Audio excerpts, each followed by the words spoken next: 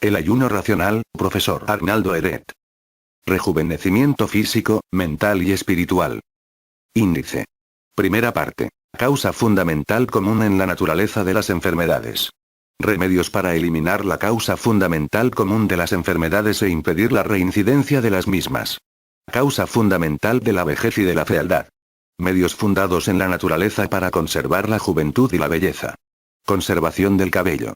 Causas de la calvicie y de la canicie. Longevidad creciente. Segunda parte. Instrucciones completas para el ayuno.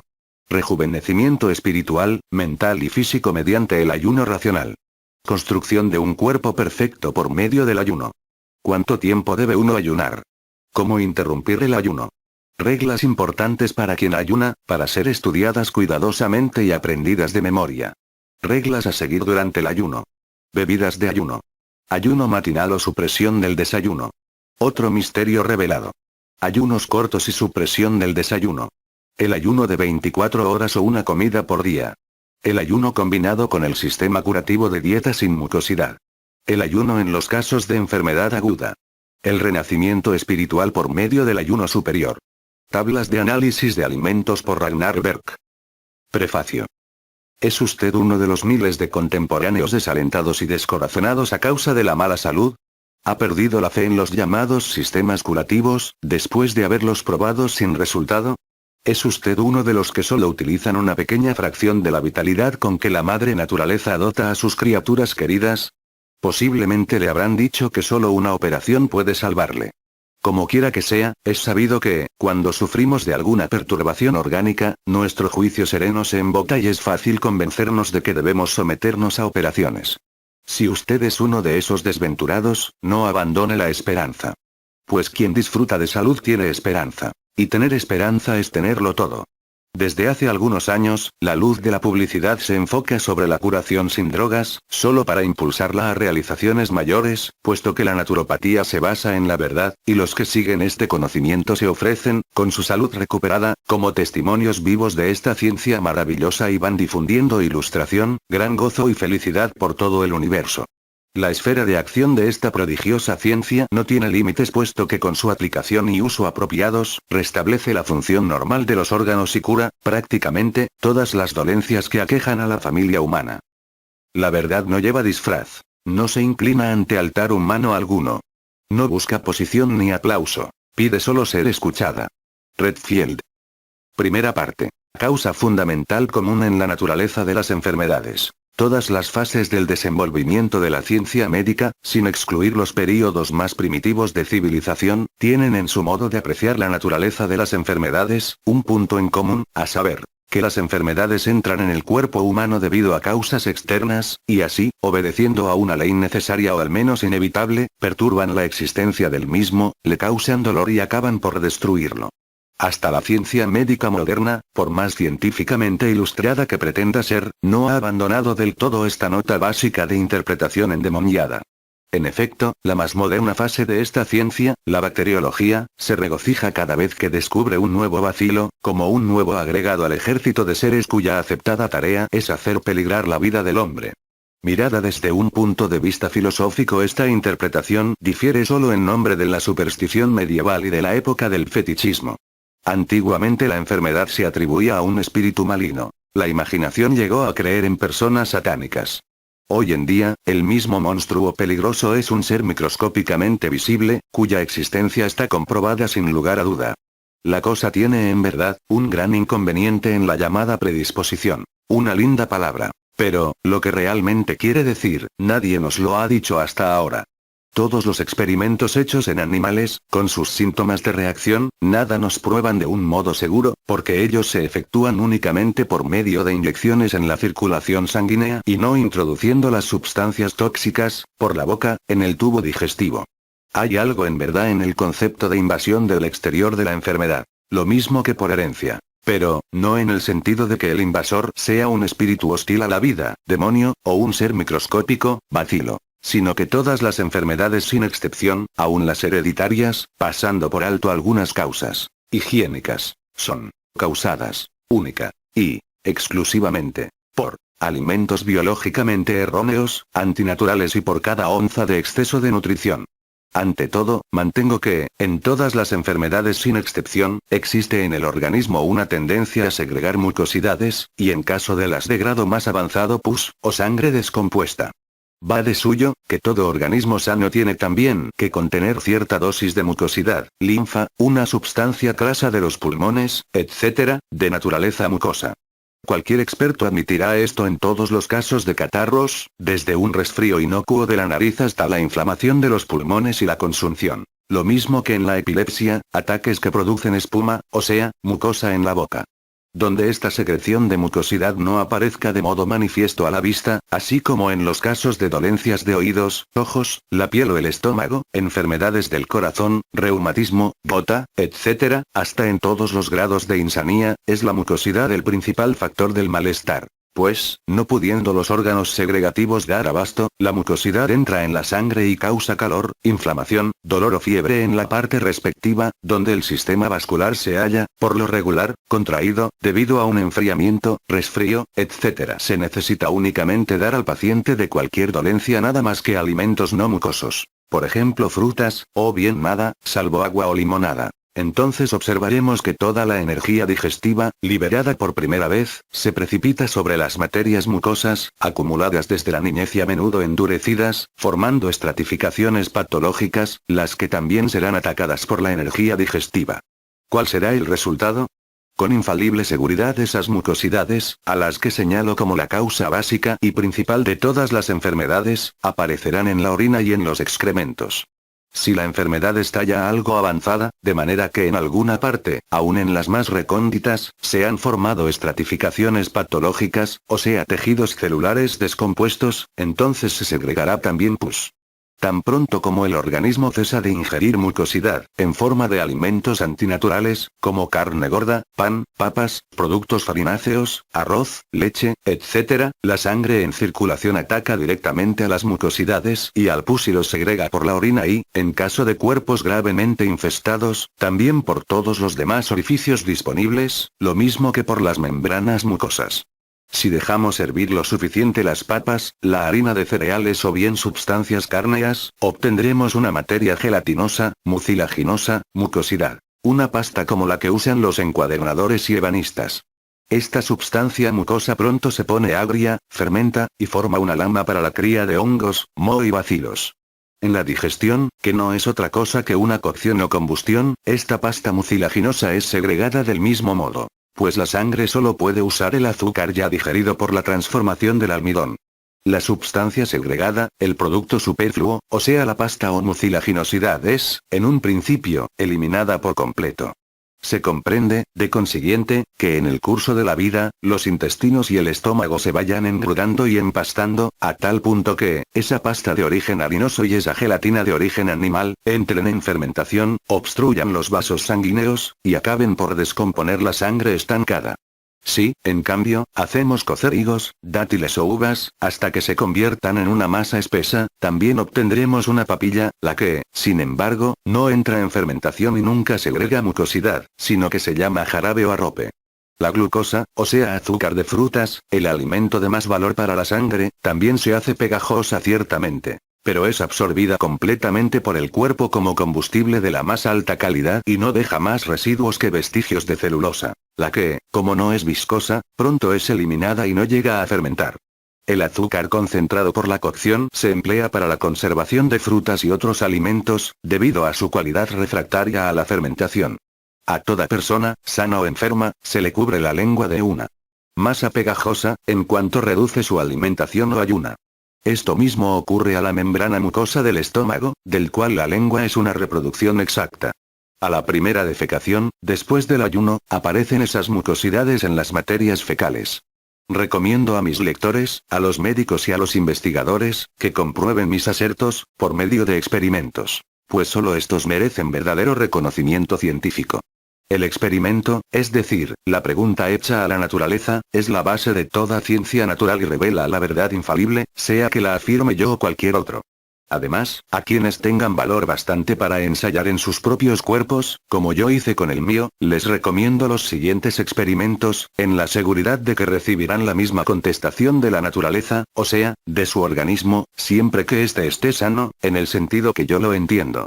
La contestación exacta se recibe en cierta medida únicamente del organismo limpio, sano y libre de mucosidad. Después de 2 años de estricta dieta de frutas, con curas de ayuno intercaladas, he alcanzado un estado de salud difícil de imaginar y que me ha permitido someterme a los siguientes experimentos. Con un cuchillo, me hice una incisión en el antebrazo, la cual no sangró, pues la sangre se coaguló instantáneamente, cerrando la herida, sin que se produjera inflamación, dolor, mucosidad ni pus. Se curó en 3 días, desprendiéndose la costra. Más tarde, alimentándome de vegetales, incluso algunos productos de mucosidad farináceos, pero sin huevos ni leche, una herida similar sangró un poco, causó un ligero dolor y se produjo un poco de pus y una ligera inflamación. Esta vez demoró algún tiempo en curarse completamente. Después de esto, otra herida, con alimentación carnívora y algún alcohol, sangró más. La sangre fue de color más claro, roja y acuosa. Hubo inflamación, supuración con dolor, durante varios días y se curó solo después de 2 días de ayuno. Me ofrecí, aunque naturalmente en vano, al Ministerio de la Guerra prusiano para repetir este experimento que se debe que, durante la guerra ruso-japonesa, los heridos japoneses se curaban mucho más pronto y mejor que los rusos, que consumían carne y coñac. ¿Se le ha ocurrido a alguien pensar siquiera por qué ni el corte de la arteria ni el veneno pudieron matar a Séneca, después de haber desechado la carne y ayunado en la prisión? Se dice que, antes de esto, Séneca se alimentaba exclusivamente de frutas y agua. Toda enfermedad es, en último término, nada más que la obstrucción de los vasos sanguíneos, los capilares, por la mucosidad. Nadie pretendería limpiar la red proveedora de agua en una ciudad. Todo un sistema de cañerías alimentado con agua sucia por la bomba y cuyos filtros están obstruidos, sin cortar el agua durante la limpieza. Si las cañerías de toda la ciudad o de un sector de la misma, conducen agua sucia, a nadie se le ocurrirá limpiar o mejorar el agua limpiando nada más que ese sector. Lo primero en que se piensa es en la central, en el depósito y en los filtros y estos, lo mismo que la bomba, solo se pueden limpiar mientras la provisión del agua está cortada. Yo soy el Señor, tu médico antiguo y moderno, dice la naturaleza. La única que cura, limpia y elimina la mucosidad de manera segura e infalible. Pero solo si se interrumpe la fuente creadora y origen de la mucosidad. Toda máquina fisiológica, sea hombre o bestia, se limpia por sí sola. Disuelve la mucosidad que obstruye los vasos, sin dejar residuo, tan pronto como cesa la provisión, a lo menos de alimento compacto. Hasta en el hombre, al parecer sano, esta mucosidad, como ya se ha dicho, se presenta luego en la orina, en la que es discernible una vez enfriada en el tubo de cristal. Quien quiera niegue, ignore o combata este hecho indiscutible, sea porque, quizás, vaya contra él o no lo crea bastante científico, es culpable con otros de que no se pueda descubrir la causa principal de todas las enfermedades. Lo cual, en primer lugar, redunda en perjuicio de él mismo. Con esto saco también a luz el último secreto de la consunción. ¿Acaso alguno cree que la enorme cantidad de mucosidad, que los tuberculosos arrojan durante años y años, proviene únicamente de los pulmones y la realidad es que durante ese periodo el paciente se alimenta, casi a la fuerza, de mucosidad, papilla, leche, carne gorda, de modo que tal mucosidad no puede cesar, hasta que los pulmones se debilitan y los bacilos aparecen, haciendo la muerte inevitable? El misterio de los bacilos es de fácil explicación, son el producto de la acumulación de la mucosidad, que obstruye gradualmente los vasos sanguíneos y llega a descomponerse y hace fermentar esos productos mucosos y los residuos de alimentos servidos al extremo. Estos se pudren parcialmente en el cuerpo viviente, dando origen a abscesos purulentos, cáncer, lupus sifilítico, etc. Todo el mundo sabe que la carne, el queso y toda materia orgánica germinan, producen bacilos, durante el período de descomposición. Por eso es que tales gérmenes aparecen y son visibles solo en los estados más avanzados de la enfermedad, si bien no son la causa, sino el efecto de la misma y solo la agravan debido a que aceleran la descomposición del pulmón, por ejemplo, en razón de que las excrecencias de los bacilos y toxinas actúan como veneno. Si la verdad es que los bacilos invaden o infectan desde el exterior, entonces, únicamente la mucosidad hace posible la actividad de los mismos y les suministra la tierra propicia. Como ya he dicho, me he mantenido repetidamente en una ocasión durante 2 años seguidos con alimentos que no forman mucosidad, o sea, con frutas exclusivamente. Durante ese tiempo no necesitaba pañuelo de bolsillo, producto de la civilización, el cual casi no necesito hoy. ¿Ha visto alguien a un animal sano, en libertad, que expectore o se suene la nariz? En una ocasión sufrí un ataque de inflamación de los riñones, enfermedad considerada mortal, y no solo sané, sino que disfruto de un grado de salud y eficiencia que sobrepasa en mucho a las de mi juventud más sana. Quisiera ver a un hombre que después de estar a las puertas de la muerte a la edad de 31 años, sea capaz 8 años más tarde de correr 2 horas y cuarto sin parar o de hacer una marcha de resistencia de 56 horas. Es teóricamente cierto que, en el pasado, el hombre se alimentaba meramente de frutas y es biológicamente exacto que puede hacerlo hoy día. Es que el sentido común del hombre no concibe que, antes de ser cazador, comía frutas exclusivamente. Hasta sostengo que entonces gozaba de salud, belleza y vigor absolutos, sin dolores, ni tristezas, como dice la Biblia. Solo las frutas, el único alimento sin mucosidad, constituyen una dieta natural.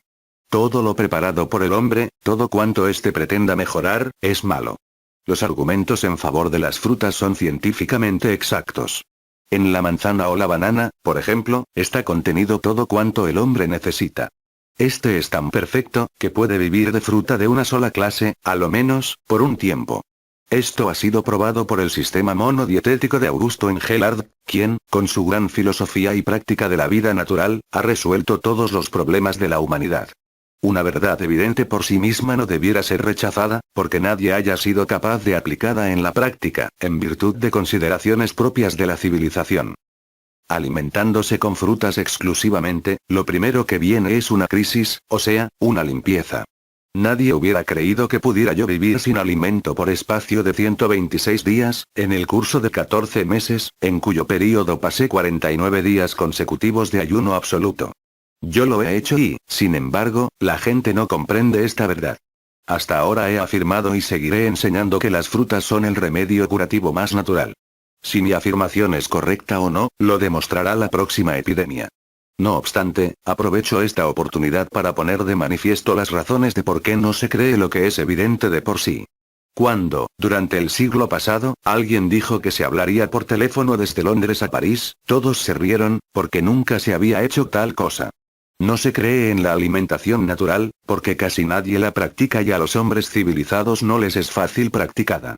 Además, se han de tener en cuenta los intereses creados, que temen la baja de los precios de los comestibles artificiales. Luego a los que temen que la fisiología de la alimentación sufra una revolución y que los médicos resulten innecesarios.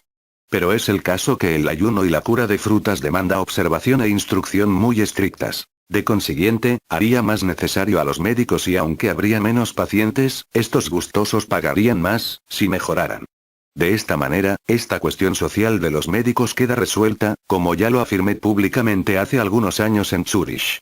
Casi todos los que intentan ayunar fracasan, porque ignoran que al iniciar una dieta que no produzca mucosidad, la ya existente empieza a ser eliminada muy rápidamente, hasta que el organismo queda absolutamente limpio y sano. De modo que la persona más sana al parecer, ha de pasar primero por una condición de enfermedad limpieza. Es decir, que pasa por un estado intermedio de enfermedad para gozar de mejor salud. Este es el gran obstáculo que muy pocos vegetarianos han podido salvar y así desechan la verdad más elevada, exactamente como el gentío en general. He demostrado esto mismo en la Vegetarische Warte, basándome en experimentos hechos. Con mi ayuno de 49 días, antes de iniciar la dieta de frutas, he refutado, de paso, la objeción más importante, a saber la falta de nutrición. Mi estado de salud solo mejoró gracias a esta eliminación radical de la mucosidad, aparte algunas molestias antihigiénicas durante la prueba. He recibido numerosas cartas de encomio, especialmente de las clases cultas. La masa de adherentes al vegetarianismo continúan alegremente ingiriendo mucosidad. En refutación de lo que estos afirman o lo que se puede decir, que lo que ellos llaman venenos, carne, alcohol, café y tabaco, resultan, a la larga, inofensivos con tal que se tomen moderadamente. A fin de evitar malentendidos de parte de los abstemios y de los vegetarianos, debo agregar algunas explicaciones. La carne no es un alimento, es únicamente un estimulante, que fermenta y se pudre en el estómago. Sin embargo, el proceso de putrefacción no principia en el estómago, sino inmediatamente después de sacrificar al animal. Esto ha sido comprobado en personas vivientes por el profesor Dr. S. Graham y yo refuerzo esta conclusión diciendo que la carne actúa como estimulante precisamente debido a la acción de los venenos, producto de la putrefacción, y por eso se la considera como alimento fortalecedor. ¿Acaso alguien me puede demostrar químico-fisiológicamente que la molécula de albúmina, en proceso de putrefacción, se regenera en el estómago y celebra su resurrección en algún músculo del cuerpo? Y al igual que el alcohol, la carne genera en el cuerpo en un principio, fuerza y energía que lo estimulan, hasta que el entero organismo queda saturado y el derrumbe es inevitable. Todos los estimulantes actúan de igual manera. Por tanto, tal fortalecimiento es una falsa ilusión. El mal fundamental de todas las dietas no vegetarianas está en que se come carne en exceso, lo cual es también el origen de todos los demás males, especialmente el anhelo de alcohol. Cuando se come frutas casi exclusivamente, el ansia por el copetín o el vaso de vino se desvanece por sí misma, simplemente porque es la carne la que da vida al demonio de la sed. El alcohol es un reconocido antídoto para la carne y el glotón de las grandes ciudades, que come carne casi exclusivamente, necesita vinos, moca y habanos, a fin de contrarrestar, al menos, el pesado envenenamiento con carne. Es bien sabido que, después de una opípara comida, uno se siente decididamente renovado, física y mentalmente, con tal que los estimulantes que en sí mismo son venenosos se tomen con moderación, en vez de atiborrarse con manjares suculentos hasta la saciedad. Declaro, en absoluto, la guerra contra la carne y el alcohol mediante la dieta de frutas. Y, una alimentación moderada. Estos grandes males disminuyen radicalmente. Pero si uno encuentra imposible abandonar la carne y el alcohol, pero los ingiere en forma moderada, se encuentra en mucho mejor posición que el vegetariano tragón. El americano Fletcher ha demostrado esto con claridad meridiana en el extraordinario éxito que ha alcanzado. Tal éxito queda explicado en mis experimentos, los cuales ponen de manifiesto que una persona se hace más eficiente y goza de mejor salud, si come lo menos posible. ¿No son los más pobres los que, por regla general, alcanzan edad más avanzada? ¿No fueron pobres, es decir, comieron poco, los grandes descubridores e inventores? ¿No fueron ascetas los profetas, los fundadores de religiones, etc., los hombres más eminentes de la humanidad? ¿Es cultura comer 3 veces al día y es progreso social el que el trabajador coma 5 veces durante el día y después se atiborre de cerveza a la noche? Si el organismo enfermo se puede regenerar no comiendo, la lógica conclusión es que, para conservarse sano, fuerte y activo, el organismo sano necesita poco alimento. Todos los llamados milagros de los santos tienen su origen en el ascetismo y, si son hoy imposibles, se debe a la simple razón de que, aunque se reza mucho, se practica poco el ayuno. Esta es la única conclusión de esta controversia. No tenemos ya milagros porque ya no hay santos. Es decir, hombres santificados y curados por el ayuno y el ascetismo. Los santos brillaron por sí mismos o, como se dice en lenguaje moderno, eran equilibrados y activos, no por gracia especial, sino porque gracias a su ascetismo estaban divinamente sanos. De paso, quiero mencionar que yo mismo he llegado a emitir efluvios eléctricos visibles. Pero solo gracias a energías solares externas e internas, baños de sol y alimentos de la cocina solar, las frutas. Todo el mundo discute sobre tales cuestiones y milagros. La explicación se encontrará en experimentos, que todos pueden repetir, si tienen el valor para ello. Pero, al parecer, es más fácil escribir libros, predicar y orar, y más cómodo decir que uno es una excepción. Esto último es verdad. Pero únicamente en cuanto al valor y a la comprensión. Fisiológicamente todos los hombres son iguales y quien no puede ser moderado, puede aprender de mí, si desea sinceramente encontrar la salud. Quien coma poco y esté sano, puede digerir durante bastante tiempo los alimentos más absurdos, incluso carne y féculas mucosidad. Es decir, que puede eliminarlos otra vez. Naturalmente que se conservará todavía mejor y más limpio si come un poco de fruta, de la cual necesita menos, porque es el alimento más perfecto. El hombre del día no puede, ni quiere, aceptar esta verdad eterna de la ley natural, hacia la cual siente un temor bien fundado, porque su cuerpo está compuesto de alimentos faltos de vitalidad y sus células mueren y son eliminadas tan pronto como toma baños de sol, ayuna e ingiere las células vitalizadas de la fruta. Pero esta cura se ha de realizar con el máximo cuidado. Es deber de la medicina proteger al hombre contra el decaimiento de sus células, mantenerlo a flote el mayor tiempo posible, aunque después muera de enfermedad más rápidamente, que es lo que se desea fervientemente hoy. Los vegetarianos no pueden negar que los consumidores de carne y de alcohol pueden también jactarse de gozar de buena salud, realizar grandes obras y alcanzar edad avanzada. Pero, considerados individualmente y como masa, eso será solo mientras coman poco y no se produzca nutrimento excesivo. Comer en exceso no es tan pernicioso en el caso de los que comen carne, porque ésta contiene proporcionalmente menos mucosidad que las féculas y las celebradas comidas vegetarianas, con demasiados platos cada día. Por mi parte, desde hace muchos años no me preocupo de las comidas. Como solo cuando siento apetito y entonces tampoco que, cuando para hacer algún experimento, me veo obligado a comer algo, que en sí mismo no esté enteramente exento de objeciones, no me produce efecto alguno perjudicial. Si las enfermedades más serias se pueden curar con el ayuno, lo que está probado en miles de casos, si durante el ayuno uno se fortalece, si se realiza correctamente, hemos de deducir que el alimento más vitalizado, la fruta, ha de hacerlo a uno más fuerte y más sano. Esto ha sido demostrado científicamente por el Dr. Bircher. Es verdad que la ciencia de la cura natural ha reconocido que algo debe ser eliminado del organismo enfermo, pero hasta ahora ha atribuido la importancia mayor a los estimulantes físicos y ha pasado por alto enteramente el proceso real y natural de curación, o sea la abstención de alimento y la dieta de frutas. Solo han tratado de sustituir esta con la dieta sin alcohol y sin carne. Esto no significa mucho ante mi teoría de la mucosidad, de que no se acusa hoy a este alcohol sin mucosidad. Muy pronto se le hará responsable de todas las enfermedades porque aquí y allá haya algún desaprensivo que lo consume en cantidades tan grandes que acaba en delirium tremens. Oblíguese a un bebedor a ayunar unos cuantos días o a comer nada más que frutas y apuesto a que el vaso de la mejor cerveza perderá todo atractivo para él. Esto demuestra que toda la alimentación civilizada, desde el bistec hasta la aparentemente inofensiva avena, crea el deseo de estos detestables antídotos: alcohol, café, té, tabaco. ¿Por qué? Porque el comer mucho paraliza y solo el uso de estimulantes restablecerá la actividad. Aquí está la razón fundamental de que aumente el consumo del alcohol: la nutrición excesiva, especialmente con carne. El profesor Dr. Graham dice en su Fisiología de la Nutrición: un bebedor puede alcanzar una edad avanzada, el glotón nunca.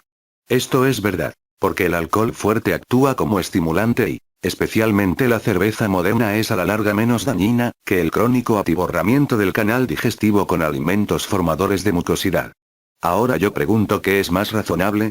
¿Barrer la masa de mucosidad acumulada desde la niñez, o tener los tejidos celulares del cuerpo infectados por drogas venenosas, someterse a operaciones inútiles, retrasar la curación con la osteopatía unilateral, con los peligrosos métodos del fanatismo quiropráctico, con los métodos eléctricos mal comprendidos, con las curas de leche impura y formadora de mucosidad, con los debilitantes tratamientos en aguas sulfurosas calientes y con la superstición de la ciencia cristiana, etc.? ¿No es mejor suprimir la formación de mucosidad de las dietas antinaturales?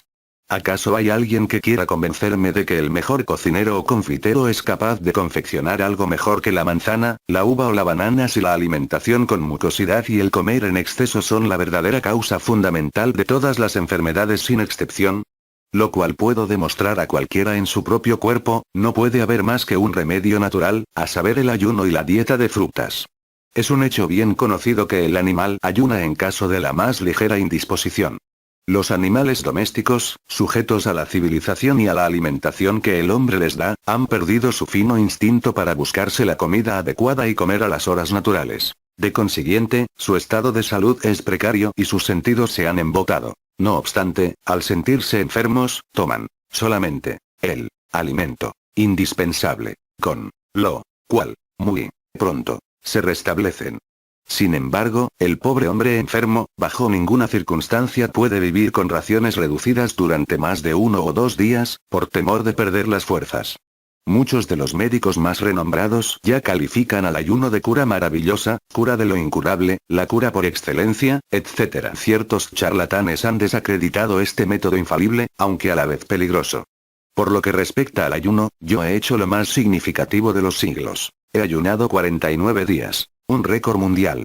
Véase Vegetarist Chewarte, 1909, libro 19, 20, 22. 1920, libro 1 y 2. Además, soy el único que continúa este método de curar con la dieta de frutas, adaptada individual y sistemáticamente, lo cual la hace muchísimo más fácil y absolutamente inofensiva. Por lo tanto, estoy, sin duda alguna, en condiciones de curar enfermedades, que la escuela de medicina clasifica como incurables. Fundado en mi deducción de que la mucosidad viene del alimento preparado y que es la causa fundamental, el factor principal en la naturaleza de todas las enfermedades, síntomas de la edad, obesidad, caída del cabello, arrugas, debilidad nerviosa y de la memoria, etc., está justificada la esperanza de que surgirá una nueva fase, en el desenvolvimiento de métodos progresivos, de curar y de la medicina biológica. Ya Hipócrates había reconocido persistentemente el material básico de todas las enfermedades. El profesor Jager ha calificado al retrete de hediondo, pero no ha descubierto la fuente de este mal olor. El doctor Laman y otros representantes de la dietética física, especialmente Kuhne, llegaron a los conductos de la materia extraña común. Pero ninguno de ellos ha demostrado reconocer, o ha probado experimentalmente, que es precisamente la mucosidad, formada por el alimento preparado, la que recarga nuestro organismo desde la infancia, la que lo ataca cuando alcanza determinado grado de fermentación y constituye el lecho patológico, es decir, descompone los tejidos celulares del cuerpo mismo, convirtiéndolo en pus y excreciones. Tal mucosidad entra en acción en caso de resfríos o altas temperaturas, etc., y produce, en su tendencia a salir del cuerpo, síntomas de funciones anormales, que hasta ahora han sido considerados como la enfermedad misma. De consiguiente, es ahora posible por vez primera definir qué es lo que se quiere dar a entender por descomposición. Cuanta más mucosidad en forma de leche materna y mala y los sustitutos de la misma se administre desde la infancia y cuanta menos se elimine debido a debilidad hereditaria por los órganos que han de realizar esta función, mayor será la propensión a los resfríos, fiebres, enfriamientos, ataques parasitarios, enfermedades y envejecimiento. Es muy probable que con esto se haya levantado el velo, que hasta ahora ha envuelto el carácter de los corpúsculos blancos. Yo creo que en este caso como en muchos otros, se encubre un error de la ciencia médica.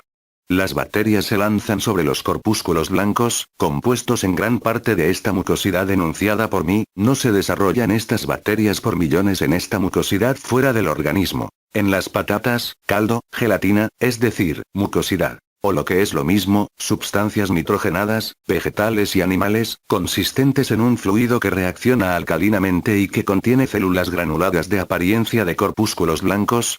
Quizás, en una condición enteramente sana, la llamada membrana mucosa no debiera ser toda blanca, viscosa, sino limpia y roja, como en los animales.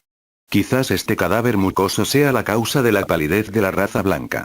Faz pálida. Color cadavérico. Con esta teoría de la mucosidad, que será confirmada por experimentación, el espectro enfermedad ha sido finalmente privado de su máscara demoníaca. Quien me crea, no solo puede curarse a sí mismo, si todos los demás sistemas le fallan, sino que por primera vez tendrá los medios de prevenir radicalmente la enfermedad y hacerla imposible para siempre. Hasta el sueño de eterna juventud está a punto de realizarse. El organismo animal, especialmente el humano, es, desde el punto de vista mecánico, un complicado sistema tubular de vasos sanguíneos, cargado de gas, aire, puesto en acción por medio de los pulmones, en el cual el fluido de la sangre se mantiene en circulación constante, regulado por el corazón, como una válvula. La descomposición del aire gas se efectúa en cada respiración de los pulmones, descomposición del aire en oxígeno e hidrógeno. De esta manera la sangre se mantiene en constante circulación y el cuerpo humano presta su servicio durante un período de tiempo increíblemente largo, sin fatigarse. Que nadie me venga a mí con la tonta excusa de que la diaria experiencia demuestra la necesidad natural de comer mucho, según se recomienda a los obreros. Hay que haberlo experimentado uno mismo. Así se sabrá cuánto tiempo y qué distancia se puede marchar sin fatiga, después de ayunar o alimentarse de frutas. La fatiga es, en primer lugar, una reducción de fuerzas, acusada por la digestión demasiado laboriosa. En segundo lugar, una obstrucción de los vasos sanguíneos calentados y, en consecuencia, estrechados. Y en tercer lugar, un autorreenvenenamiento, a causa de la eliminación de la mucosidad que el movimiento causa. Todas las sustancias orgánicas de origen animal excretan, al descomponerse, grupos ciánicos, a los que el químico Ensel clasifica como bacilos propiamente. El aire, no solo es el elemento activador más elevado y más perfecto del cuerpo humano, sino, que al mismo tiempo, es el elemento principal de erección, reparación y sustitución y es muy probable que el organismo animal obtenga también nitrógeno del aire. Se ha observado en ciertas orugas algún aumento de peso por el aire solo.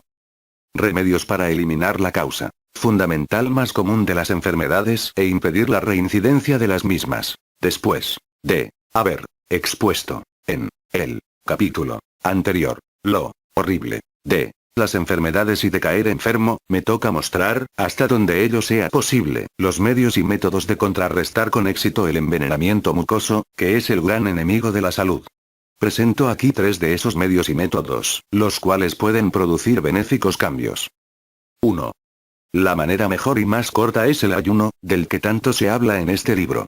Él acaba con la vida del horrible malhechor, que se oculta en nuestro cuerpo, y lo ahuyenta, haciendo que se desvanezca con todos los horrores y temores que le acompañan.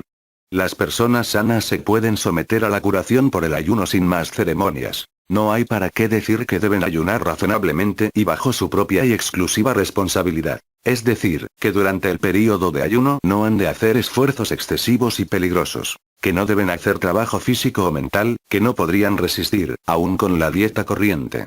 Recomiendo aquí una medida de precaución que se ha de poner en práctica en todas las curaciones por el ayuno.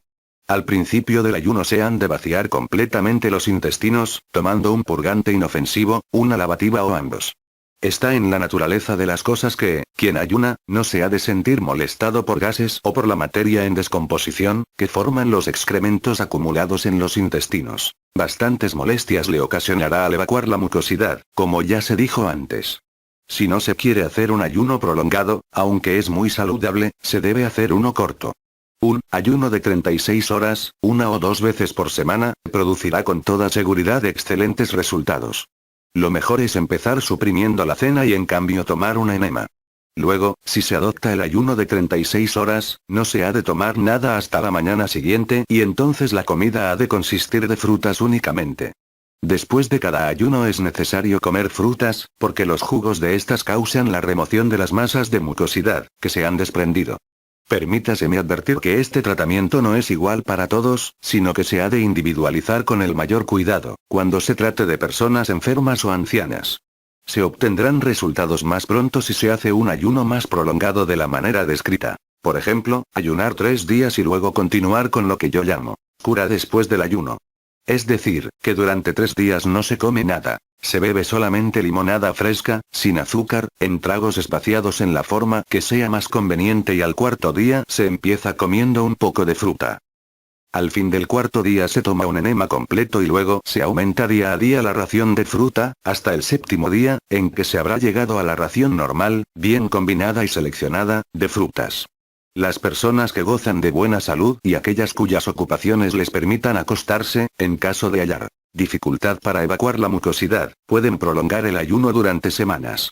Nadie debiera objetar seriamente al llamado mal aspecto o la reducción de peso. El cuerpo recupera la salud con el ayuno, a pesar del mal semblante, y en muy poco tiempo las mejillas recobran el sonrosado natural y saludable. El peso se restablece también normalmente, muy pronta después del ayuno. El cuerpo, después de haber ayunado, reacciona a cada onza de alimento. El semblante de las personas muy moderadas en sus comidas y que ayunan frecuentemente, adquiere una expresión espiritual muy delicada. Se dice que el Papa León XIII, que era gran ayunador y un artista de la vida, tenía un cutis muy puro, casi transparente. A este propósito deseo hacer hincapié sobre otro punto, ya mencionado antes. Pues del mismo depende, en gran parte, el buen resultado del ayuno. La persona que ayuna ha de evitar en lo posible todo estado de depresión o de mal humor. La primera de estas condiciones se alivia, en los momentos desagradables, por medio del descanso absoluto. El mal humor se desvanece muy pronto poniéndose decididamente a trabajar, con preferencia en alguna ocupación liviana y mecánica. Una vez que el cuerpo esté libre de mucosidad, limo y pasta, es el sagrado deber del individuo, que ha recuperado la salud, conservar el mayor bienestar terreno alcanzado, alimentándose de sustancias naturales y adecuadas. No estarán de más algunas observaciones con respecto a esta cuestión. 2. Los que, por estar aquejados de dolencias pulmonares o cardíacas en grado avanzado, no puedan ayunar, conviene al menos, que traten de evitar la acumulación de mucosidad, absteniéndose de ingerir aquellos productos que son bien conocidos formadores de la misma, especialmente, harina en todas las formas. Tortas, arroz, patatas, leche hervida, queso, carne, etc. Los que no puedan pasar sin pan enteramente, debieran comer pan negro o blanco tostado. Al tostar el pan, este pierde gran parte de sus propiedades perjudiciales, a la vez que se destruyen parcialmente las sustancias mucosas. Comer pan tostado o bizcochos de harina de trigo integral tiene además la ventaja de que no se puede comer mucho. No puede ser devorado como lo hacen las bestias salvajes y la masticación obligada cansa las encías de los más glotones. Quien por tener la dentadura muy delicada no pueda morder el pan tostado, puede chuparlo hasta reblandecerlo, lo cual es además un buen medio para fortalecer las encías debilitadas. Quienes no puedan pasarse sin patatas, deben comerlas asadas, comiendo también la piel en este caso. Muchos lectores preguntarán una vez que haya abandonado todo alimento albuminoso, como arvejas secas, lentejas, porotos, hasta donde sea posible. ¿Qué alimento nutritivo me quedará? Ya he expuesto antes mis conclusiones sobre el valor de la carne. La ligera necesidad que el cuerpo humano tiene de la albúmina se llena plenamente con las frutas dulces. Las bananas y las nueces, combinadas con algunos higos o dátiles, son excelentes para formar músculos y dar fuerza. Los vegetales, picados y como ensalada, las ensaladas, preparadas con aceite y mucho limón y todas las frutas y fresas, incluyendo las moras, son dignas de las mesas de los dioses.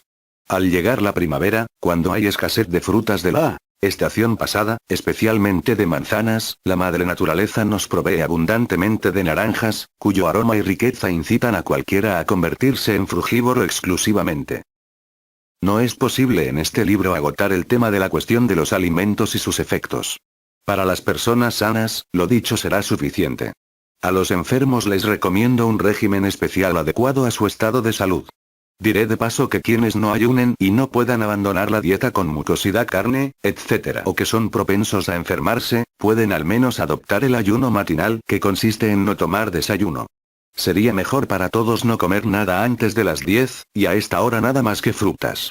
La recompensa por esta pequeña mortificación se pondrá de manifiesto muy pronto si la práctica se mantiene inquebrantable. 3. Ahora, unas palabras más para aquellos que consideren imposible abandonar el alimento usual producto de mucosidad, carne, etc. A estos desgraciados les doy este consejo: mastiquen muy bien el alimento, bocado por bocado, según recomienda el americano Fletcher.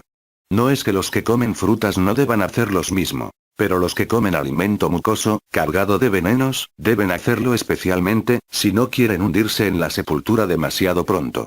La abundante secreción de saliva, que se produce al masticar, disminuye la formación de mucosidad e impide que se coma demasiado. Naturalmente, las personas aludidas no pueden gozar de plena salud y vigor, conservar la juventud y resistencia, ni la eficiencia física y mental, que pueden alcanzar los que ayunan y comen frutas.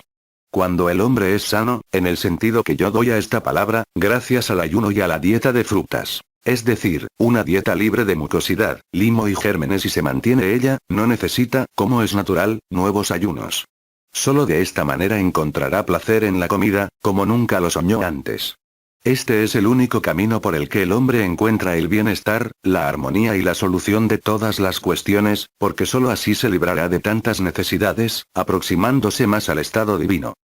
Causa fundamental de la vejez y de la fealdad. Medios, fundados en la naturaleza, para conservar la juventud y la belleza. Después de los argumentos generales, presentados para demostrar que la mucosidad es la causa principal de la enfermedad y de la vejez, solo me resta demostrar en particular y con referencia a los diversos órganos, hasta qué punto la mucosidad, producida por los alimentos preparados, destruye la belleza en el desarrollo del cuerpo humano, y es causa de la fealdad y de la vejez. Si, cumpliendo las leyes primordiales del paraíso, no se diera a los pulmones y a la piel nada más que aire puro y electricidad solar, es decir, frutas, las cuales se digieren casi sin esfuerzo y no secretan más que celulosa libre de mucosidad, pasta y gérmenes, no habrá razón aparente para que se deteriore el sistema arterial del cuerpo humano ni para que se debilite, envejezca y al fin se inutilice enteramente. Pero demasiado a menudo, por desgracia, se procede de manera muy equivocada. En vez de las células de las frutas, cargadas de energía viviente, uno ingiere sustancias desvitalizadas, que biológicamente están destinadas a las bestias de presa. Es decir, alimento modificado químicamente por oxidación de aire, putrefacción, alimentos hervidos al extremo y despojados de toda energía. La mucosidad se acumula especialmente en el conducto calentador, estómago e intestino, de la máquina tubular, que es el cuerpo humano, y poco a poco ciega el canal y los filtros, glándulas. Toda esta contaminación causa defectos crónicos. hace que uno envejezca y es el factor principal de toda enfermedad. El envejecimiento, de consiguiente, es una enfermedad latente, es decir, una lenta, pero siempre creciente, perturbación en el funcionamiento del motor de la vida. La química de los comestibles proporciona la prueba más convincente de que la formación y la descomposición son la causa principal de la falta de minerales en el alimento preparado en el fuego. Si la fealdad humana en sí, la pérdida de la belleza y los síntomas de envejecimiento, se pueden atribuir a nutrición errónea, entonces la teoría de la belleza y del rejuvenecimiento nos lleva a la cura dietética y al correspondiente mejoramiento de la nutrición. Pero como quiera que la belleza, especialmente la humana, no se puede definir en absoluto, porque cada uno tiene un gusto diferente, habré de limitarme a las normas principales de la estética. El color blanco cadavérico, característico del hombre culto, que no expone su cuerpo a la luz y al calor solar, no puede llamarse bello, pues proviene del color blanco cadavérico de alimento hervido hasta matar su vitalidad. Los artistas modernistas no pueden imaginarse siquiera el maravilloso color de un hombre que se alimente de uvas sangrantes, cerezas y naranjas y que sistemáticamente tome baños de aire y de sol. La mucosidad y la falta de sustancias minerales implican también la falta de color. No hay más que comparar las tablas de alimentos del Dr. Koenig y se descubrirá que el alimento sin mucosidad, es decir, las frutas y los vegetales, ocupan el primer lugar, en cuanto al contenido de sustancias minerales necesarias, especialmente cal. Las proporciones de una persona, o sea, la circunferencia del esqueleto, dependen, por ejemplo, de la cantidad de cal contenida en el alimento. Los japoneses quieren aumentar la estatura de su raza, valiéndose de la carne, con lo cual van de mal en peor. La corta estatura, las deformidades de los huesos y especialmente la decadencia de la dentadura, se deben a falta de cal. Al hervir la leche y los vegetales en la cocina moderna, la cal queda eliminada.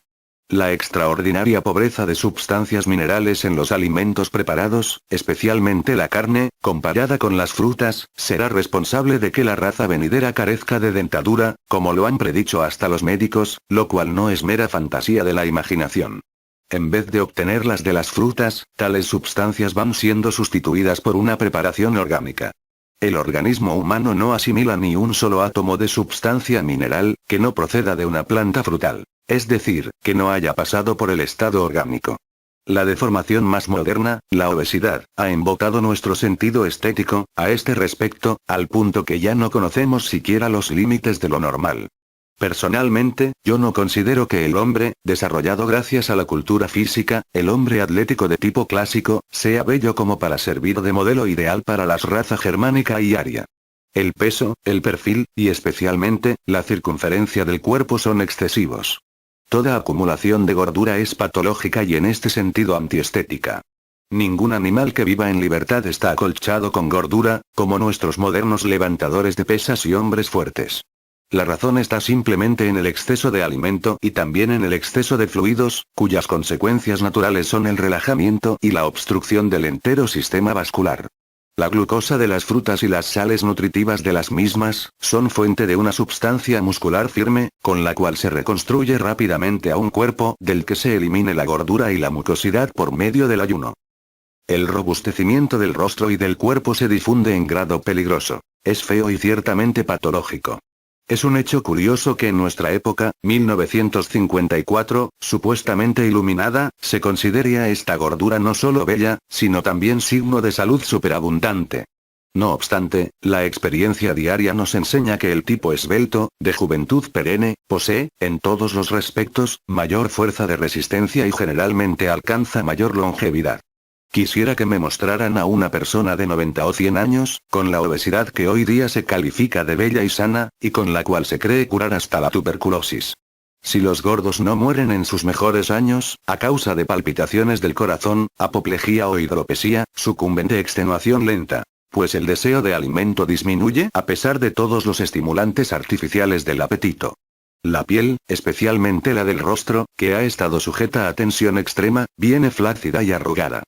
Pierde la elasticidad juvenil, a causa de la circulación defectuosa de la sangre contaminada, así como por falta de luz y de sol. Ahora, este relajamiento de la piel se quiere impedir, aplicando externamente pomadas y polvos. La distinción y belleza de las facciones, el color puro y sano del semblante, la brillantez y el tamaño natural de los ojos, el encanto de expresión y el color de los labios se marchitan y afean en proporción a la cantidad y color de la mucosidad, producida en los intestinos, los cuales, como hemos dicho antes, constituyen el depósito central desde el cual se alimentan todos los síntomas de enfermedad y, de consiguiente, de la vejez.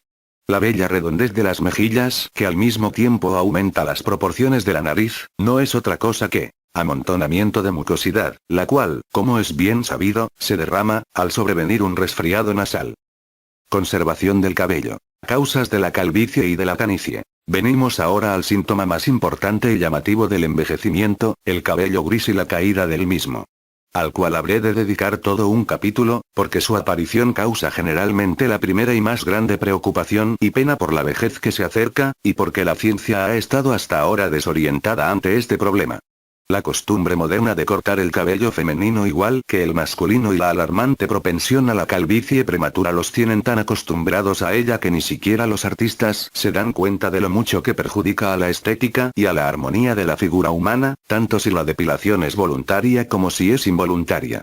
El hombre, quien no solo es un ser intelectual, sino también un producto estético de la naturaleza, el coronamiento de la creación, queda privado de su espléndida corona, el cabello.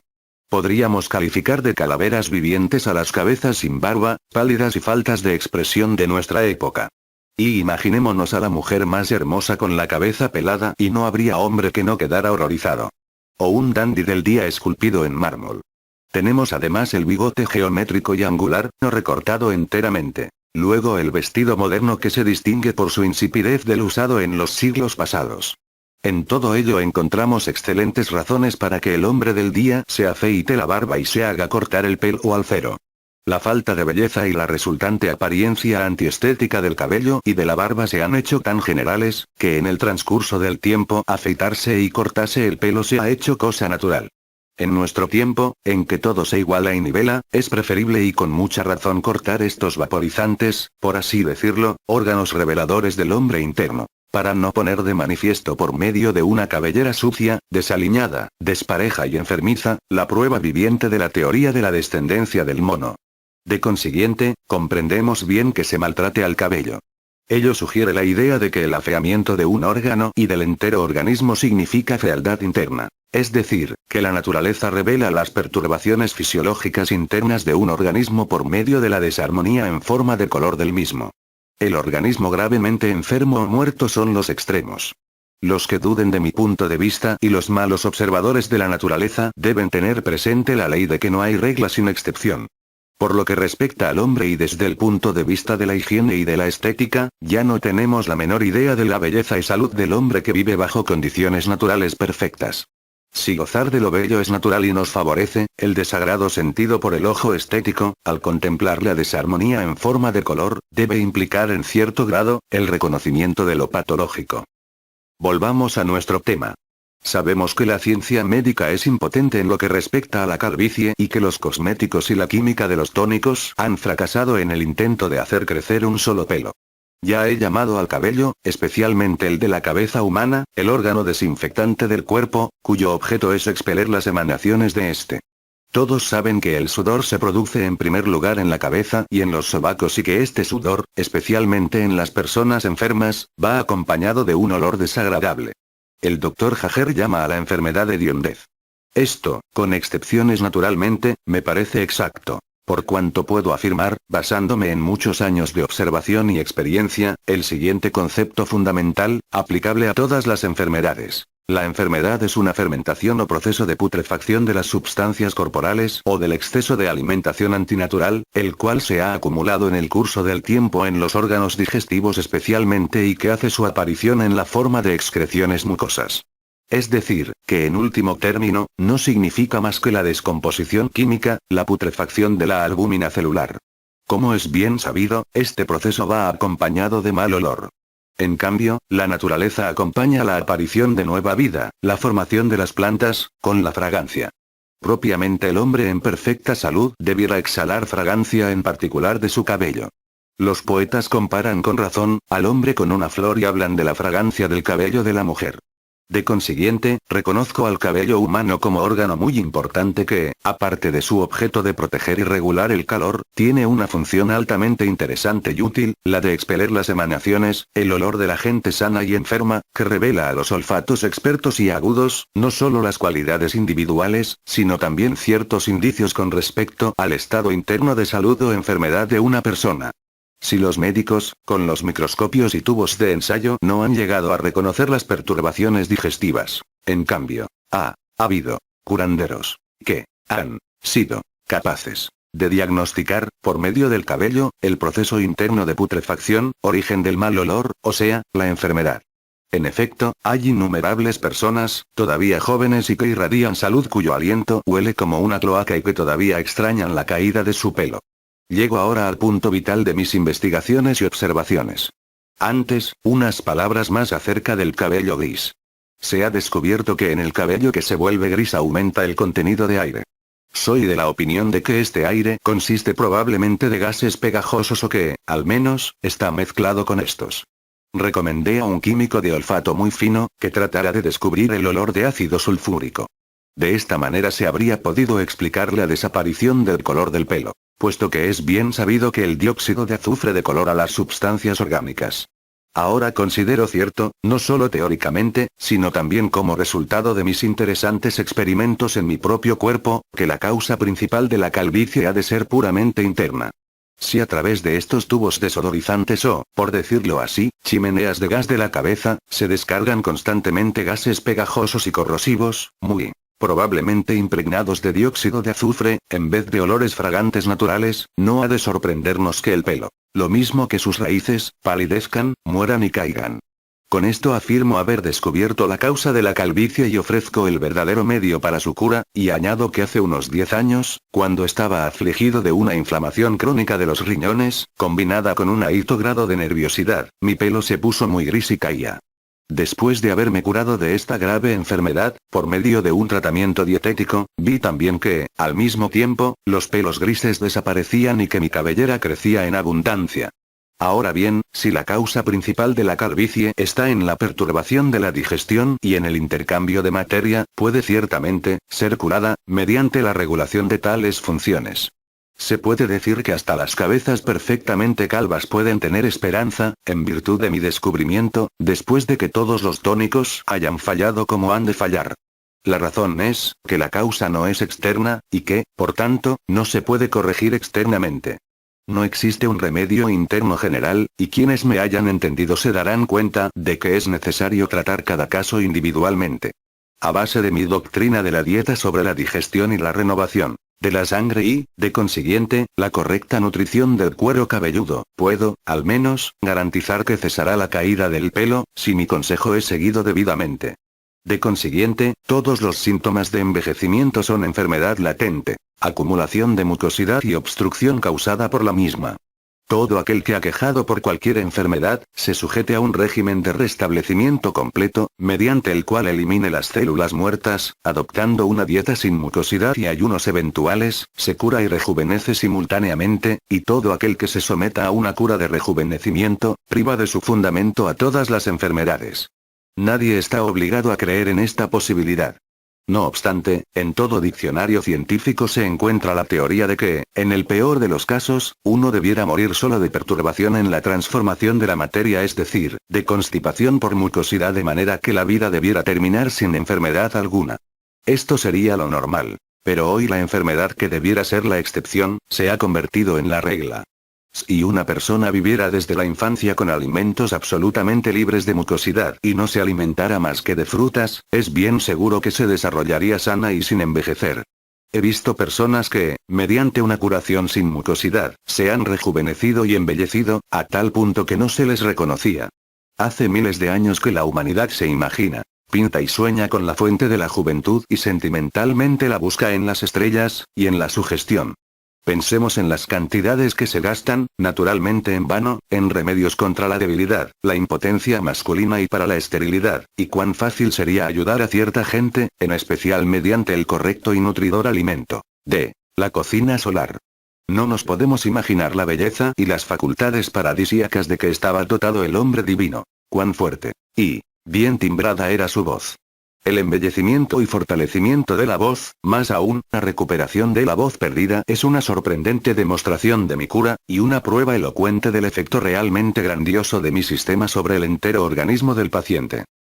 Quiero mencionar aquí en particular, el maravilloso éxito de la cura, a que se sometió bajo mi dirección, Heinrich Knote, de Múnich, cantor de cámara de la Casa Real de Baviera, cuya voz mejoró notablemente ante la estupefacción de todo el mundo musical. Longevidad creciente. En los capítulos que anteceden me he referido a la obstrucción debida a la mucosidad, como causa de las enfermedades y del envejecimiento. He demostrado también la posibilidad de reemplazar las células muertas. En vista de lo último, no se puede negar que, la paralización final del motor humano se puede retrasar durante muy largo tiempo, si el cuerpo se reconstruye y mantiene desde la infancia, con alimento solar viviente. De todas maneras, como estas sustancias son más durables, el cuerpo así nutrido, estará mucho mejor que el de quienes comen de todo o se mantienen de alimentos erróneos. Cuando se vive de la manera correcta, el cambio de la materia se efectúa en grado mucho menor. Asimismo, la tensión de los órganos internos, especialmente el corazón y el estómago, es mucho menor. El organismo sin mucosidad, al efectuar grandes esfuerzos, no acelera el pulso, ni con mucho, tanto como el que come en exceso. Mediante este simple ahorro de energía es posible calcular y demostrar matemáticamente una ventaja en lo que respecta a la longevidad. Pero, ¿acaso podemos disolver con esta constipación mucosa, que todo lo explica, el último de todos los misterios, la muerte? En todas las dolencias y aflicciones que hacen peligrar la vida, el cerebro y el corazón son los órganos cuya perturbación funcional conduce finalmente a la muerte. Podemos decir que, en la mayoría de las enfermedades, la muerte se produce a causa de alguna complicación derivada de la enfermedad del corazón. La ciencia está muy lejos de haber dicho la última palabra con respecto a este punto. Pero podemos decir que la causa decisiva de la muerte, en todas las enfermedades crónicas, es la obstrucción de los vasos sanguíneos del corazón y la destrucción de los tiernos nervios cardíacos. A consecuencia de envenenamiento permanente de la sangre. Produce igualmente la muerte, la obstrucción de los delicados vasos sanguíneos del cerebro, y al final el reventamiento de los mismos. Apoplejía, así como cualquier obstrucción completa de vasos, hasta paralizar todas las funciones de la vida. Como es natural, hay otras condiciones que también juegan su parte. Por ejemplo, la provisión insuficiente de aire, en el caso de enfermedades de los pulmones. La ciencia menciona también como causa de la muerte la generación excesiva de corpúsculos blancos. Este proceso patológico, llamado leucemia, está considerado como una enfermedad en sí mismo. La leucemia es falta de sangre con características normales, pero en mi opinión es más apropiado decir que hay más mucosidad que sangre. Se dan otras muchas razones para explicar la causa de la muerte. En el caso de que una enfermedad no pueda ser incluida en alguna de las especificaciones mejor definidas, se le da el nombre de caquexia, que suena muy bien, pero, en realidad, significa nutrición deficiente y decaimiento. Ahora yo pregunto, ¿cuál es realmente el veneno que mata?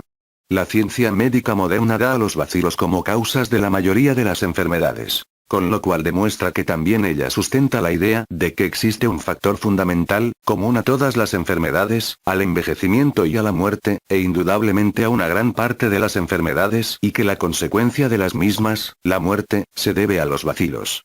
Mi prueba experimental de que la mucosidad es el factor fundamental y principal, difiere de la teoría de los bacilos en que esta mucosidad es la base, la condición previa o primaria. La aparición de corpúsculos blancos en exceso, es decir, la mucosidad muerta, blanca, en vez de sustancias de hierro y azúcar roja, se hace peligrosa para la vida. La sangre roja y rica es la indicación visible de la vida y vitalidad. La pálida, incolora y amarga es indicación de enfermedad, y el predominio de la mucosidad es la muerte lenta del individuo. La lucha con la muerte, o la agonía, se ha de considerar solo como la crisis final, el último esfuerzo del organismo para expeler la mucosidad. La batalla decisiva de las células, todavía vivientes, contra las muertas y sus venenos mortales. Si las células muertas blancas, la mucosidad en la sangre, ganan la mejor parte, se produce, no solamente la obstrucción mecánica del corazón, sino también una transformación química, un decaimiento, un envenenamiento total, una repentina disminución de la provisión de sangre, y la máquina para en seco. Así lo ha querido Dios, y nos inclinamos ante el misterioso poder de la muerte. Así nos expresamos con resignación.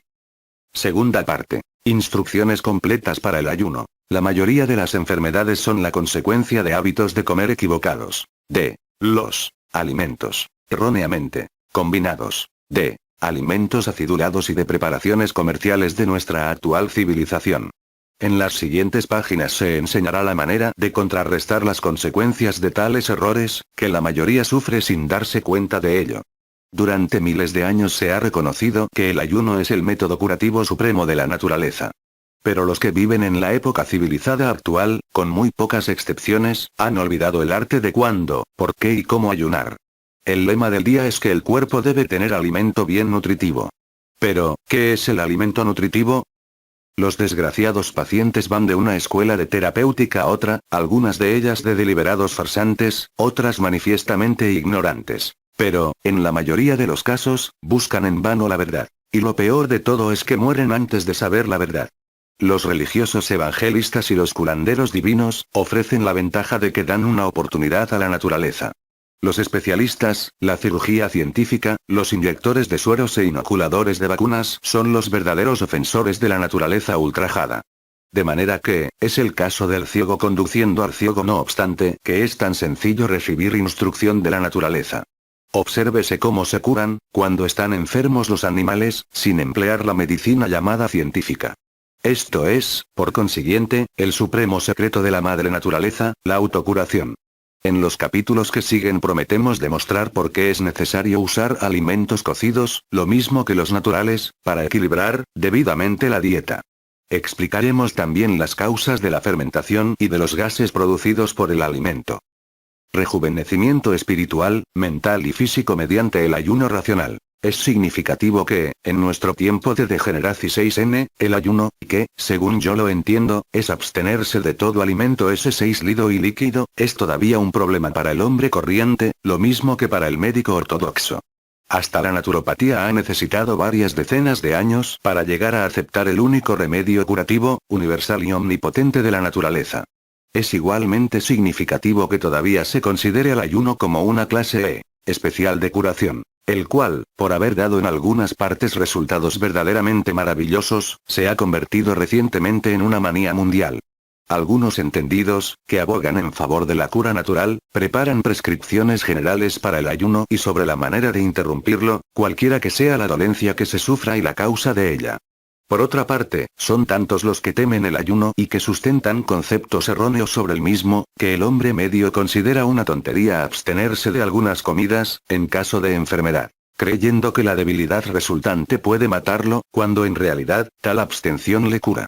No comprende la diferencia entre ayuno e inanición.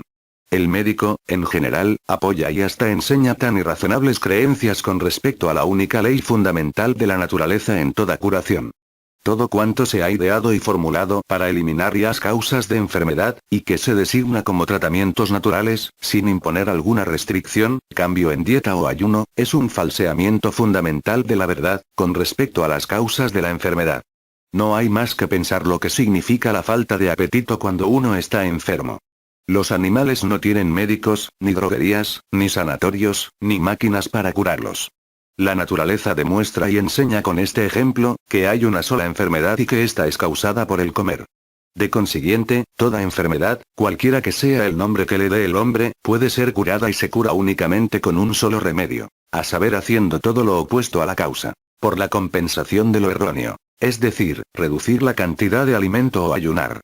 La razón de que tantos ayunos curativos, especialmente los prolongados, hayan fracasado, y continúen fracasando se debe a la ignorancia, que todavía existe, con respecto a lo que ocurre en el cuerpo, durante el ayuno. Ignorancia de que también adolecen las mentes de los naturópatas, y de los llamados expertos en el ayuno. Me atrevo a decir que no hay otro en la historia que haya estudiado, investigado, probado y experimentado en el ayuno tanto como yo lo he hecho. No existe al presente, que yo sepa, otro que haya dirigido tantas curaciones por el ayuno en casos más graves. Yo abría el primer sanatorio especial en el mundo, para curar con ayuno, combinado con dieta libre de mucosidad. He practicado además públicamente 4 demostraciones científicas de ayuno, de 21, 24 y 32 días, respectivamente. La última prueba es un récord mundial de ayuno, practicado bajo la estricta supervisión científica de funcionarios gubernativos.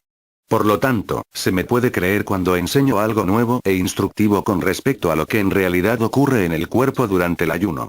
Una de mis enseñanzas es que se ha de considerar al cuerpo, en primer lugar, como una máquina, un mecanismo hecho de material similar a la goma, que se ha dilatado demasiado, a causa de excesos en el comer durante la vida entera. De consiguiente, el funcionamiento del organismo está continuamente entorpecido por una presión excesiva y antinatural de la sangre y de los tejidos. Tan pronto como uno deja de comer, esta presión excesiva disminuye rápidamente. Los conductos de la circulación se contraen, la sangre se hace más concentrada y se elimina el agua superflua. Esto continúa durante los primeros días, y hasta se siente uno lo más bien, pero luego las obstrucciones en la circulación aumentan, debido a que el diámetro de los conductos se reduce y la sangre ha de circular por muchas partes del cuerpo, especialmente en los tejidos y alrededor de las partes afectadas por la mucosidad pegajosa, comprimida y disuelta, desprendida de las paredes internas. En otras palabras, la corriente de sangre ha de vencer, disolver y arrastrar con ella la mucosidad y los venenos a fin de eliminarlos a través de los riñones. Cuando uno ayuna, elimina primeramente y de inmediato las obstrucciones primarias, resultantes del comer en exceso y erróneamente. Esto hace que uno se sienta relativamente bien o posiblemente mejor que cuando comía. Pero como queda dicho, se producen luego obstrucciones secundarias de los desperdicios acumulados en la circulación, lo que causa depresión de ánimo al paciente. Este y sus familiares culpan de esto a la falta de alimento. Al siguiente día, uno puede observar, sin lugar a dudas, la mucosidad en la orina y una vez que se ha eliminado una cantidad de desperdicios, arrastrados por la circulación, uno se siente bien y con más fuerzas que antes. Es un hecho bien conocido que el ayunador puede sentirse mejor y está, en realidad, más fuerte al 20º día que en el 5º o 6º, lo cual es ciertamente una prueba convincente de que la vitalidad no depende primariamente del alimento, sino de la circulación sin obstrucciones. Cuando menor sea la cantidad o obstrucción, mayor será P presión de aire y de consiguiente V, vitalidad. Por la iluminadora explicación que antecede, se ve que el ayuno es, en primer lugar, una proposición negativa para aliviar el cuerpo de las obstrucciones directas de alimentos sólidos, los más antinaturales. En segundo lugar, es un proceso mecánico de alimentación, mediante la contracción de los tejidos, los cuales expelen la mucosidad, causando fricción y obstrucción en el sistema circulatorio. Los siguientes son ejemplos de vitalidad mediante P poder, presión de aire solamente. Uno de mis primeros pacientes, vegetariano relativamente sano, caminó 45 millas por las montañas, en su 24º día de ayuno. Un amigo mío, 15 años más joven, y yo, caminamos 56 horas sin parar, después de 10 días de ayuno. Un médico alemán, especialista en curaciones por el ayuno, publicó un folleto titulado El ayuno, aumento de vitalidad. Había aprendido los hechos lo mismo que yo, pero no sabe el por qué y cómo. De consiguiente, lo de la vitalidad quedó en misterio para él. Si uno bebe agua solamente, durante el ayuno, el mecanismo humano se limpia. Lo mismo que una esponja empapada de agua sucia se limpia al exprimirla. Pero en el caso del organismo humano, la suciedad es mucosidad pegajosa y, en muchos casos, pus y drogas, los cuales tienen que pasar por la circulación, hasta que estén disueltas completamente, de manera que puedan pasar por la fina malla de la criba fisiológica, llamada los riñones. Construcción de un cuerpo perfecto por medio del ayuno. Durante el ayuno, uno se siente mal, mientras los desperdicios están en la circulación. Pero tan pronto como estos se filtran por los riñones, uno se siente bien. 2 o 3 días más tarde, se repite el mismo proceso. Esto explica por qué la condición del paciente cambia tan frecuentemente durante un ayuno. Porque es posible sentirse extraordinariamente mejor y más fuerte en el 20º día que en el 5º. Pero este proceso de limpieza completa, mediante la continuada contracción de los tejidos, pues estos se estrechan cada vez más, se ha de efectuar con la composición vieja de la sangre del paciente. Por lo tanto, un ayuno prolongado, especialmente si es muy largo, puede llegar a ser en la práctica un crimen, si el organismo enfermo está demasiado obstruido por los desperdicios. Ayunadores que murieron de un ayuno demasiado prolongado, no murieron por falta de alimento, sino sofocados por sus propios desperdicios. Yo hice esta declaración hace años. Más claramente expresado, la causa inmediata de la muerte no es pobreza de sangre en las sustancias vitales, sino obstrucción excesiva. Cero obstrucción llega a ser tan grande o mayor que presión de aire y el mecanismo del cuerpo llega a su punto de muerte. Yo daba a todos mis pacientes limonada con un poco de miel o azúcar morena para ablandar y desleír la mucosidad en la circulación. El jugo de limón y los ácidos de frutas de todas clases neutralizan la pegosidad de los depósitos mucosos y del pus. No se puede usar pasta ácida. Si el paciente durante su vida ha tomado alguna vez drogas, las cuales se almacenan en el cuerpo lo mismo que los desperdicios del alimento, su condición puede fácilmente llegar a ser grave y hasta peligrosa, por cuanto estos venenos entran en la circulación al practicar su primer ayuno. Se puede producir palpitaciones de corazón, dolores de cabeza, nerviosidad, y especialmente insomnio. He visto a pacientes eliminar drogas que habían tomado hacía 40 años. Síntomas como los mencionados, todo el mundo, y especialmente los médicos, los atribuyen al ayuno. ¿Cuánto tiempo debe uno ayunar? La naturaleza contesta a esta pregunta. En el reino animal, con cierta crueldad ayuna hasta que estés curado o muerto.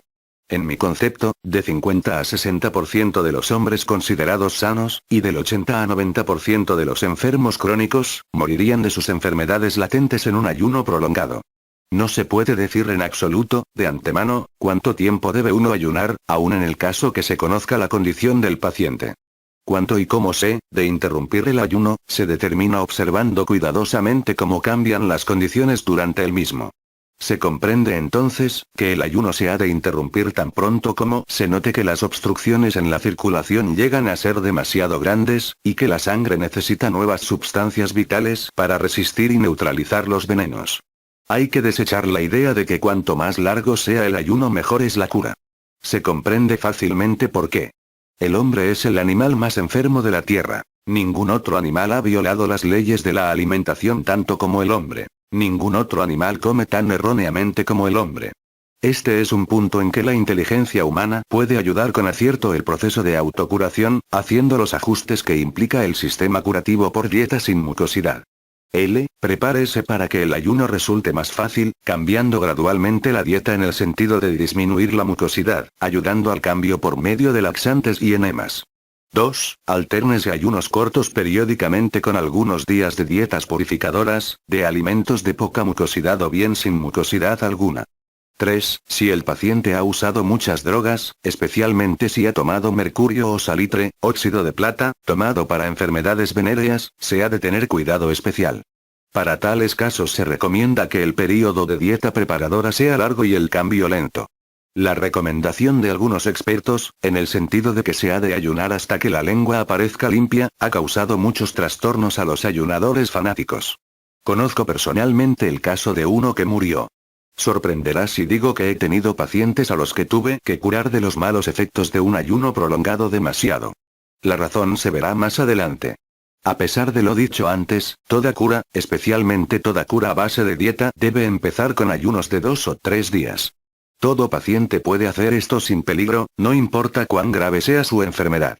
Se empieza con un laxante, y luego un enema diariamente, lo cual facilita la transición, además de ser inofensivo. ¿Cómo interrumpir el ayuno? Considero de la mayor importancia el conocimiento de cómo interrumpir un ayuno, es decir, empezar con el alimento adecuado después del ayuno mismo. Esto depende enteramente de la condición del paciente y también mucho de la duración del ayuno. De cuán importante es este conocimiento, se puede deducir de lo ocurrido en los dos casos extremos siguientes, ambos de consecuencias fatales, no por el ayuno, sino porque la primera comida no fue adecuada. Por eso es tan importante este conocimiento. Una persona que comía carne y sufría de diabetes, ayunó una semana y lo interrumpió comiendo dátiles, muriendo de sus efectos. Un hombre de más de 60 años ayunó durante 28 días, demasiado para su edad. Su primera comida de vegetales, consistió principalmente de patatas hervidas. La operación, a que fue necesario someterlo, puso de manifiesto que las patatas habían quedado en el intestino contraído, retenidas por mucosidad espesa y pegajosa, tan fuerte, que hubo que cortar un pedazo del intestino, y el paciente murió poco después de la operación. En el primer caso, los terribles venenos desprendidos en el estómago de aquel comedor de carne de una sola clase, se mezclaron durante su ayuno con azúcar de fruta concentrado de los dátiles, generando enseguida tan rápida fermentación y producción de gases de ácido carbónico y otros venenos, que el paciente no pudo resistir el trastorno. El consejo más acertado hubiera sido, primero un laxante. Después de esto, vegetales crudos y cocidos, sin fécula, y un pedazo de pan de afrecho tostado. En tales casos, se recomienda el sauerkraut col ácida y fermentada. No se ha de comer frutas, durante largo tiempo, después que se ha interrumpido el ayuno. El paciente debía haberse preparado para el ayuno, mediante una dieta de transición más larga. En el segundo caso, el paciente hizo un ayuno demasiado prolongado para un hombre de su edad, sin la preparación adecuada. Por estos dos ejemplos muy instructivos, se puede ver cuán diferente e individual debe ser el consejo y cuán equivocado es hacer indicaciones generales acerca de la manera de interrumpir un ayuno. Reglas importantes para quien ayuna para ser estudiadas cuidadosamente y aprendidas de memoria. Lo que se puede decir, en general, y lo que yo enseño es nuevo y diferente de lo que dicen los expertos en ayuno, y es como sigue. 1. La primera comida y los menús de unos cuantos días, después de un ayuno, deben producir un efecto laxante y no han de tener valor nutritivo, como la mayoría piensa. 2. Cuanto más pronto pase la primera comida a través del cuerpo, más eficazmente arrastra la mucosidad y los venenos sueltos que queden en el estómago y en los intestinos. 3. Si no se experimenta una buena evacuación, después de 2 o 3 horas, ayúdese con laxantes y enemas. Siempre que he ayunado, he experimentado un buen movimiento de los intestinos, al menos una hora después de comer, con lo cual enseguida me sentía perfectamente bien. Después de interrumpir un ayuno prolongado, durante la noche siguiente pasé más tiempo en el retrete que en la cama, y así es como debía ser. Hace muchos años, estando en Italia, después de un ayuno, bebí 1,5 litros de jugo de uva fresca. Enseguida experimenté una diarrea acuosa, mezclada con mucosidad espumosa. Casi inmediatamente después experimenté una sensación de fuerza tan extraordinaria que ejecuté fácilmente 326 veces el ejercicio de doblar las rodillas y estirar los brazos. Esta eliminación tan completa de las obstrucciones, después de un ayuno de unos pocos días, aumentó de inmediato mi vitalidad. Para creerlo se ha de experimentar una sensación similar, y así se aceptará mi fórmula: vitalidad es igual a poder menos obstrucciones, con lo cual se verá el absurdo de preparar menús científicos nutritivos para obtener salud y eficiencia. 4. Cuanto más prolongado es el ayuno, más eficazmente actúan los intestinos, después de terminado. 5. Los mejores alimentos laxantes, para después de un ayuno, son las frutas frescas dulces. Las mejores de todas son las cerezas y las uvas. Después las ciruelas remojadas o hervidas. Estas frutas no deben emplearlas. Después del primer ayuno, los que comen carne. Se recomiendan únicamente para personas que han vivido cierto tiempo con alimentos sin mucosidad o, por lo menos, de poca mucosidad, es decir, la dieta de transición. 6. En los casos corrientes, se aconseja interrumpir el ayuno con vegetales no farináceos, cocidos o crudos. La espinaca hervida es de un efecto especialmente bueno. 7. Si la primera comida no causa molestia alguna, se puede comer tanto como se quiera. Es peligroso comer poco, durante los 2 o 3 primeros días, sin experimentar movimiento en los intestinos, debido a la pequeña cantidad de alimentos ingeridos. Este es otro consejo equivocado dado por expertos. 8. Si se está en condición adecuada para poder empezar comiendo frutas y no se ha tenido el movimiento de los intestinos después de una hora, poco más o menos, vuélvase a comer o hágase una comida de vegetales, según se indicó antes. Cómase hasta que la evacuación, después de la primera comida, arrastre los desperdicios acumulados en los intestinos durante el ayuno. Reglas a seguir durante el ayuno. 1. Límpiese el intestino grueso lo mejor que se pueda con enemas, por lo menos día por medio. 2. Antes de empezar un ayuno más largo, tómese un laxante de cuando en cuando, sobre todo el día antes de empezar a ayunar. 3. Si es posible, permanézcase al aire libre día y noche. 4. Se ha de caminar, hacer ejercicio o trabajo físico, solo cuando uno se sienta bastante fuerte para ello. Si se siente cansado o débil, hay que descansar y dormir todo lo que se puede. 5. En los días en que uno se siente débil, como ocurrirá cuando los desperdicios estén en circulación, el sueño será intranquilo y perturbado por pesadillas. Esto se debe a venenos que pasan por el cerebro. La duda pérdida de fe hará presa de la mente. En tales casos, tómese este libro y léase y reléase este capítulo y los demás que tratan del ayuno. No olvide que se está, figuradamente hablando, sobre la mesa de operaciones de la naturaleza, en la operación más maravillosa que pueda hacerse, pero sin bisturí.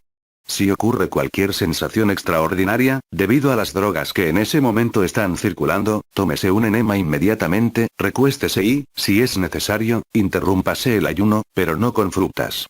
6. Al levantarse después de haberse recostado, hágalo despacio, pues de otra manera se puede sentir mareo. Esta última condición no es grave, pero es mejor evitarla de la manera indicada. A mí me causó considerable terror al principio, y conozco a varios que ayunaban y que comían sobriamente, pero que se rindieron en cuanto experimentaron esta sensación, la que les hizo perder la fe para siempre. Bebidas de ayuno. El entusiasta fanático del ayuno solo bebe agua. Cree mejor evitar toda traza de alimento. Yo considero lo mejor una limonada suave con un poco de miel o azúcar morena o un poco de jugo de fruta. Bébase durante el día tantas veces como se desee. Pero, en general, no más de 2 o 3 litros por día. Cuanto menos se beba más eficaz es el ayuno. Para variar, durante un ayuno largo es muy bueno el jugo de vegetales no farináceos. El jugo de tomate crudo y otros por el estilo, es también bueno. Pero, si durante un ayuno largo se toman jugos de fruta, el de naranja, por ejemplo, hay que tener extremo cuidado, pues los jugos de frutas pueden causar que los venenos se disuelvan con demasiada rapidez, sin causar un movimiento de intestinos. Conozco un gran número de tales ayunos, con frutas y jugos de frutas, que fallaron completamente porque toda la mucosidad y todos los venenos se disolvieron demasiado rápidamente y perturbaron demasiado a todos los órganos al circular, pues solo pueden ser eliminados por la circulación, sin la ayuda del movimiento de los intestinos. Ayuno matinal o supresión del desayuno. El peor de todos los hábitos de hoy en día, es atiborrar el estómago con alimento, temprano por la mañana. En los países europeos, con excepción de Inglaterra, nadie toma por desayuno una comida corriente, sino que toman una bebida cualquiera con solo pan. El único período en que el hombre no come por espacio de 10 a 12 horas, es mientras duerme durante la noche. En cuanto el estómago está libre de alimentos, el cuerpo empieza el proceso eliminativo propio del ayuno. Por lo tanto, las personas se sienten deprimidas por la mañana con el estómago y la lengua con una capa blanca. No sienten apetito alguno. No obstante desean comer, comen y se sienten mejor. ¿Por qué? Otro misterio revelado. Este es uno de los problemas más grandes que he resuelto. Es uno que ha mistificado a todos los expertos, que creen ese efecto del alimento mismo. En cuanto se vuelve a llenar el estómago, la eliminación cesa y uno se siente mejor. Debo decir que este secreto que he descubierto es, sin duda, la explicación del por qué el comer se ha hecho hábito y ya no es lo que la naturaleza quiso que fuera, es decir, la satisfacción, la compensación de una necesidad natural. Este hábito de comer, que aqueja a toda la humanidad civilizada y que acaba de ser explicado psicológicamente, implica y comprueba la frase que inventé hace mucho tiempo: la vida es una tragedia de nutrición. Cuanto mayor es la cantidad de desperdicio que el hombre acumula, más tiene que comer para detener la eliminación. He tenido pacientes que tenían que comer varias veces durante la noche para poder dormir. En otras palabras, tenían que poner comida en el estómago para evitar la digestión de la mucosidad y de los venenos acumulados en el mismo. Ayunos cortos y supresión del desayuno. En mi práctica con unos 1000 pacientes, ha habido algunos que tenían que comer varias veces durante la noche para dormir. La razón es muy clara. Pongamos un ejemplo. Al despertar uno quizás se siente lo más bien, pero, en vez de levantarse, se queda en la cama y vuelve a dormirse. Esta vez tiene un sueño desagradable, y al despertar de nuevo, se siente verdaderamente deprimido. Se comprende la razón exacta de esto. En cuanto uno se levanta, camina o hace algo, el cuerpo se encuentra en una condición enteramente diferente que durante el sueño.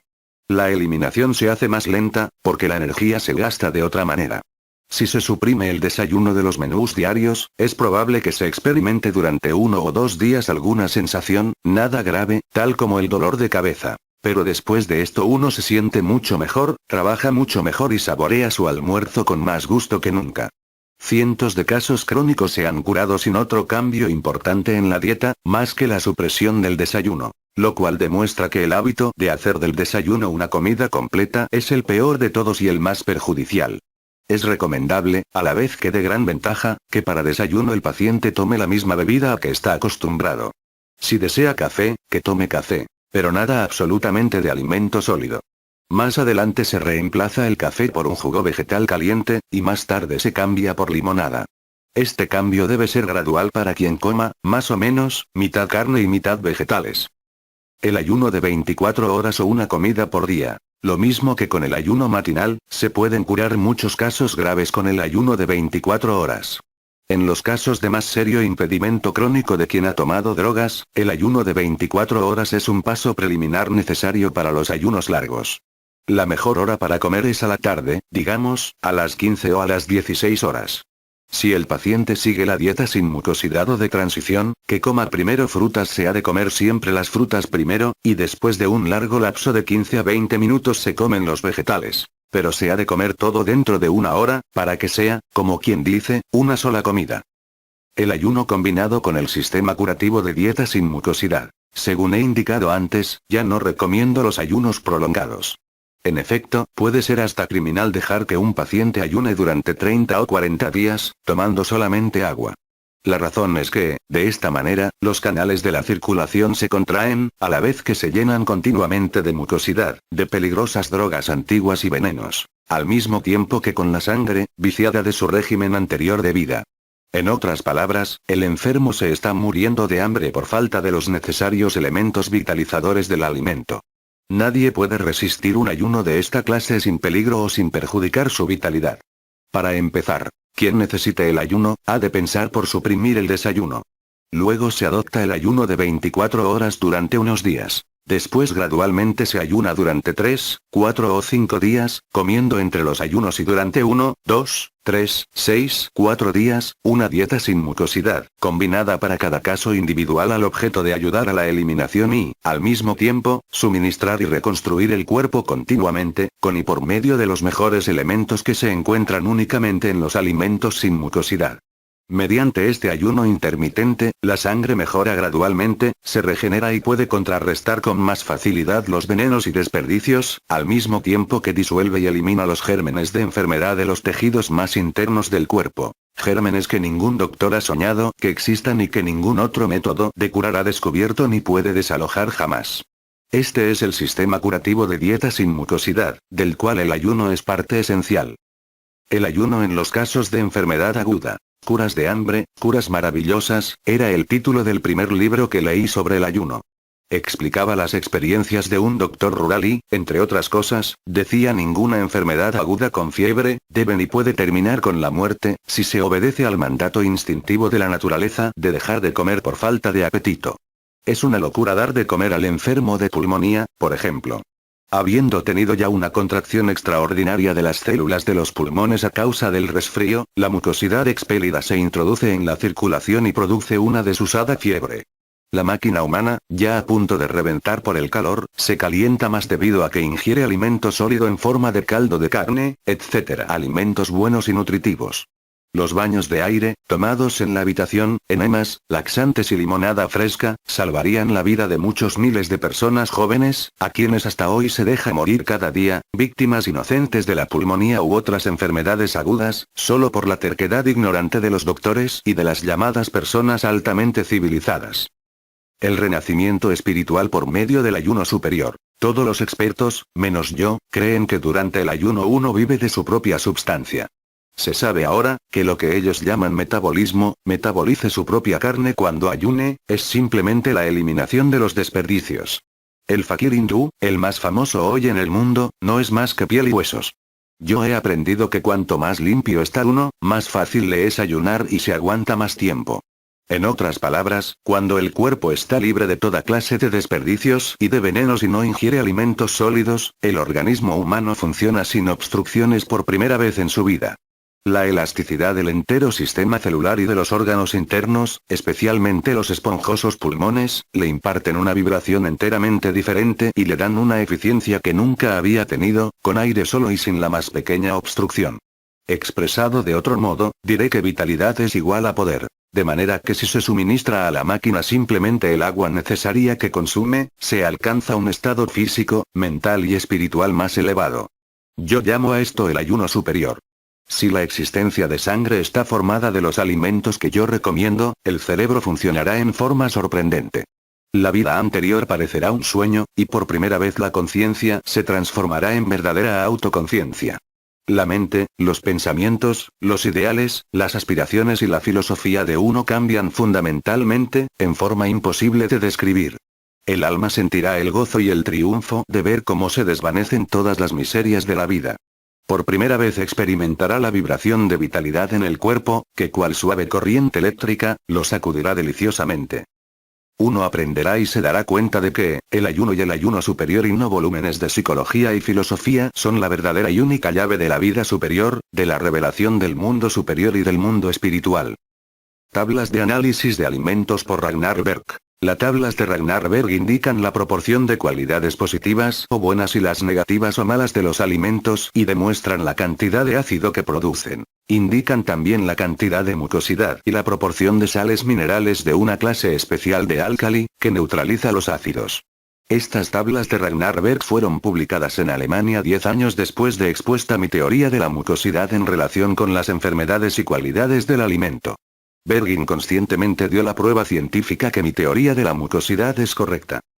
Las tablas de Berg son las siguientes. Carnes. Sangre de animales 5, 94. Carne de vaca 38, 61, ternera 22, 95, carnero 20, 30, cerdo 12, 47, jamón ahumado 6, 95, tocino 9, 9, conejo 22, 36, pollo 24, 32, lengua de vaca 10, 60. Pescados. Pescado blanco 2, 75, moluscos 19, 52, salmón 8, 32, ostras 10, 25, arenque salado 17, 35. Huevos. Enteros 11, 61, clara 8, 27, yema 51, 83. Leche. Humana 2, 25. De oveja 3, 27. De cabra 0, 65. De vaca 1, 69. Desnatada 4, 89. Manteca 1, 31. Nata 2, 66. Manteca. De leche. De vaca 4, 33. Margarina 7, 31. Manteca de cerdo 4, 33. Queso gruyere 17, 49. Cereales. Trigo refinado 8, 32, trigo entero 2, 66, harina de cereales 10, cebada 10, 58, avena 10, 58, centeno 11, 31, arroz mate 3, 18, arroz pulido 17, 96, harina de maíz 5, 37, pan negro con miel 6, 28, pan de centeno 8, 54, pan blanco 10, 99, acemita 6, 13, pan retostado bizcochos. 10, 41, masas de harina blanca 12, 31, fideos 5, 11. Vegetales. Patatas blancas 5, 9. Batatas 10, 31. Apio 11, 33. Remolacha blanca 11, 37. Nabo blanco 10, 8. Beterraga 9, 37. Rábano negro 39, 4. Rábano picante 3, 06. Rabanitos 6, 05. Coles 4, 02. Col roja 2, 2. Escarola 14, 51. Lechuga 14, 12. Ruibarbo 8, 93. Espinacas 28, 01. Espárragos 1, 01. Alcachofas 4, 31. Achicoria 2, 33. Tomates 13, 67. Calabazas 0, 28. Sandía 1, 83. Pepinos 13, 5. Cebollas rojas 1, 09. Col y rábano 5, 99. Coliflor 3, 04. Diente de león 17, 52. Eneldo 18, 36. Puerros 11. Berros 4, 98. Habichuelas frescas 55, 73. Arvejas frescas 48, 75. Frijoles, porotos 9, 7. Arvejas secas 3, 41. Habas secas 8, 61. Lentejas 17, 8. Frutas. Manzanas 1, 38. Peras 3, 26. Ciruelas 5, 8. Damascos 4, 79. Duraznos 5, 4. Cerezas 2, 57. Guindas agrias 4, 33. Guindas dulces 2, 66. Dátiles 5, 5. Higos 28, 81. Uvas 7, 15. Pasas de uva 15, 1. Frambuesas 5, 19. Naranjas 9, 61. Limones 9, 9. Granadas 4, 15. Ananá 3, 59. Bananas 4, 38. Aceitunas 30, 56. Ciruelas secas 5, 8. Frutillas 1, 76. Pasas de Corinto 4, 43. Zarzamoras 7, 14. Mandarinas 11, 77. Nueces. Nueces 9, 22. Coco 4, 09. Avellana 2, 08. Manises 16, 39. Pacanas 1, 01. Piñones 1, 39. Almendras 2, 19. Castañas 9, 62. Bellotas 13, 64. Hongos 1, 81. Extractos. Liebix de carne 44, 66. De sales minerales del Dr. Laman. 90, 87. Granos. Soya 26, 58. Harina de centeno 0, 72. Harina de avena 8, 08. Avena Quaker 17, 65. Hojuelas de avena 20, 71. Caña de azúcar 14, 57. Azúcar Cande 18, 21. Alimentos para niños. Alimento Nestlé 5, 99. Bebidas. Cacao 4, 79. Cacao del Dr. Laman 19, 65. Chocolate 8, 1. Té 53, 50. Mate 25, 49. Café 5, 6. Raíces de achicoria 7, 17. Cerveza 0, 28. Cerveza Porter 2, 05. Cerveza pálida 3, 37. Jugo de uva 5, 16. Vino 0, 59. Vino blanco de California. 1, 21. Jerez 0, 51. Vino de Málaga 3, 04. Champaña 0, 96. Nota del digitalizador. Como se puede ver en las tablas, los alimentos eliminadores de mucosidad como las frutas y verduras, se hallan en la columna de la izquierda, como reductores de acidez.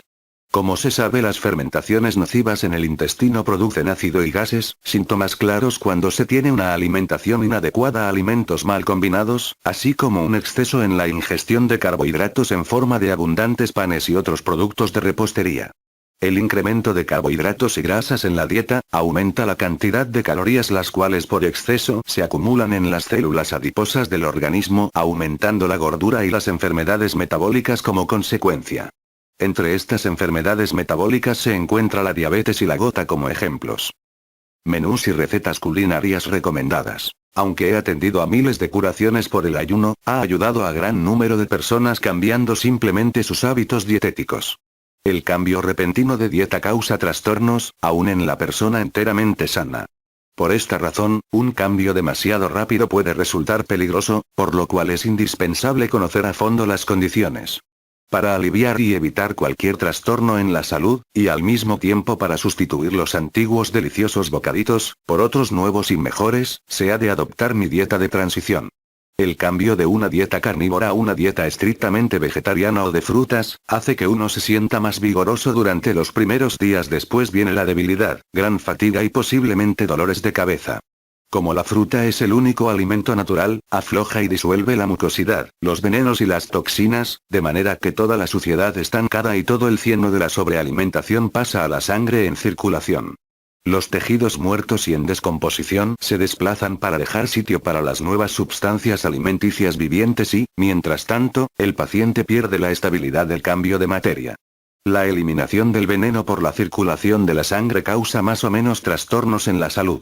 Y si uno no está convencido de la eficacia de la dieta natural, los amigos conseguirán disuadirlo de su empeño de limpiar el cuerpo y le incitarán a interrumpir la purificación interna, para salvarlo de lo que ellos creen consecuencias fatales. De pronto, uno enflaquece. El rostro aparece demacrado y alargado y es probable que experimente depresión general.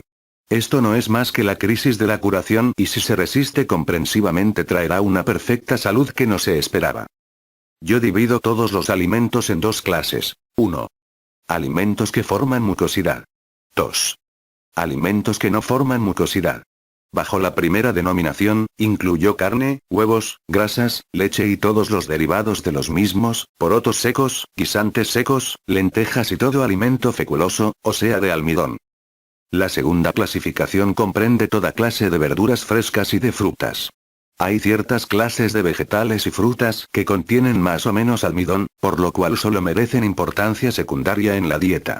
Empiécese la transición con la mayor cantidad posible de alimento sin mucosidad y con la menor cantidad posible de alimento producto de mucosidad. Llamo a esta dieta pobre en mucosidad. El siguiente paso hacia la salud es la dieta sin mucosidad, lo cual significa una combinación de vegetales y frutas sin almidón. Con esta dieta de transición y algún conocimiento personal de cómo elegir y combinar acertadamente los componentes de la misma, descubrirá el individuo la más grande y más importante verdad de la vida. Los menús y las recetas que signen son sin carne. El mal llamado vigor que sentimos después de comer carne, no es más que excitación, pues no hay en la carne ningún elemento nutritivo para el hombre.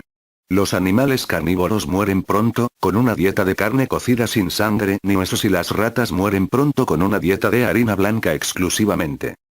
Ensalada de requesón y repollo. Repollo picado y requesón en partes iguales. Aliño abundante. Se sirve en una hoja de lechuga, o adornado con perejil.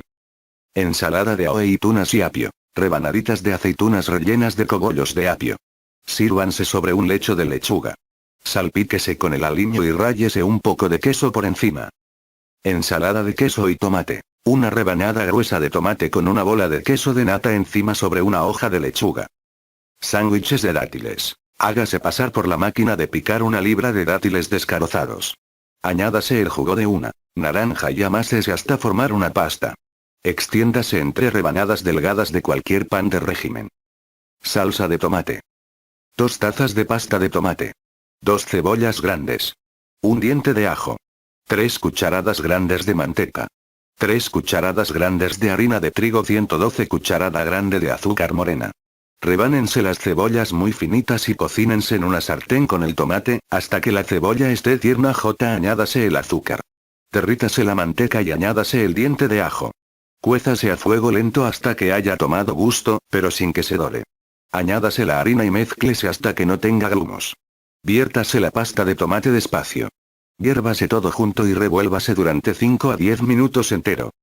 Budín de arroz. En un nuevo batido, viértase una taza de arroz tostado, 2 cucharadas grandes de manteca derretida, 2 cucharadas de requesón, 1 taza de maní picado y 2 cucharadas grandes de cebolla picada.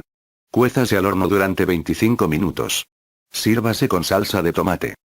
Budín de carne falsa. 1 taza de nueces picadas. 1 taza de pan rallado. 1 taza de cebolla hervida. 2 dientes de ajo. Un huevo, sal al gusto, añadiendo un poco de salvia. Mézclese bien. Cuézase en horno moderado, durante media hora. Engrásese el molde con 1 cucharada de aceite. Sírvase con salsa. Salsa Federico. Cuézase juntos, 1 taza de tomate seco, 1 taza de cebolla seca, 1 taza de apio seco, 1 pimiento grande verde seco. Póngase aceite en la cacerola y espésese con 1 cucharadita de harina. Mézclese bien y póngasele sal al gusto. Puede añadirse el contenido de 1 lata pequeña de hongos, si se desea. Zapallitos a la criolla. Póngase en un recipiente de hornear 1 capa de rebanadas de zapallito, tomates y cebolla en igual cantidad, 1 pimiento verde y un poco de aceite, sazonando al gusto. También algo de ajo. Cuézase al horno durante 1 hora sin agua, o hasta que esté cocido. Cúbrase con pan rallado y pedacitos de manteca o gotas de aceite. Se puede sustituir berenjena por zapallito y se cuece en la misma forma. Ensaladas 1, lechuga, repollo, arvejas. 2, lechuga, zanahoria rallada, arvejas. 3, lechuga, repollo, tomates. 4, lechuga, poroto verde, arvejas, remolacha. 5, lechuga, zanahoria cocida, peras, coliflor. 6, lechuga, repollo, zanahoria cocida, arvejas y remolacha. 7, berros, repollo, arvejas. 8, repollo, habas, porotos verdes. 9, repollo, arvejas, coliflor. 10, repollo, arvejas, remolacha. Empléese mayonesa, o aceite y limón en las ensaladas indicadas, si así se desea. Ensalada de alcachofas. Cuézanse alcachofas y tomates frescos. Rebánense los dos y colóquense en una fuente en capas alternadas. Mayonesa o aceite y limón, con un poco de perejil picado. Ensalada de papas y remolacha. Córtense con el molde pequeñas bolitas de papa y remolacha. Colóquense alternando en una fuente. Adórnense con una pequeña cebolla blanca y rábano picante rallado. Sírvase con mayonesa. Ensalada francesa. Ajedrea cortada en pedazos mezclada con escarola y apio picados. Sazonado con ajo. Aliño de aceite y limón. Manzanas a la portuguesa. Quítese el corazón de las manzanas, cuézase a fuego lento en almíbar claro, hasta que esté casi a punto. Retírese y rellénese el hueco con mermelada de damasco. Cuézase el almíbar hasta que esté espeso y viértase sobre las manzanas.